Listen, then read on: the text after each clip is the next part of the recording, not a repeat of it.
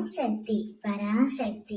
என் அன்பு தங்கமே, நான் உன்னிடம் மிக முக்கியமான விஷயத்தை கூறவே இப்பொழுது வந்துள்ளேன். உன்னுடைய துணை தினமும் உன்னை பற்றி நினைத்து கொண்டு தான் இருக்கின்றார்.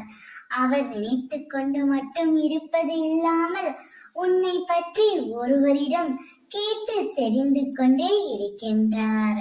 நீ எப்படி இருக்கின்றாய், நீ நன்றாக சாப்பிடுகிறாயா என்று அவரது மனக்கவலை இன்னும் அதிகமாகிக் கொண்டே தான் இருக்கின்றது.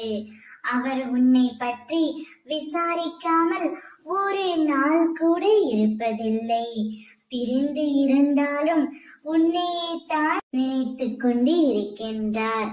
யாரம்மா அவர் என்னை பற்றி கேட்டு தெரிந்து கொள்கிறார் என்று தானே கேட்கின்றாய்?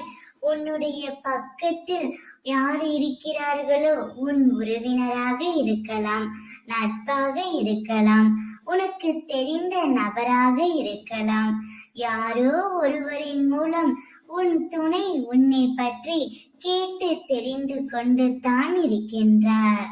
அவர் உன்னிடம் வர வேண்டும், உன்னிடம் பேச வேண்டும் என்று மிகவும் ஆசைப்படுகின்றார். ஆனால் காலத்தின் கட்டாயத்தால் நீங்கள் இப்பொழுது பிரிந்திருக்கும் நிலை ஏற்பட்டு உள்ளது. இவ்வளவு அன்பு ஒருவருக்கு மேல் ஒருவர் வைத்திருக்கும் பொழுது உங்கள் இருவரையும் பிரித்திருக்க அம்மா நான் விடமாட்டேன் தங்கமே.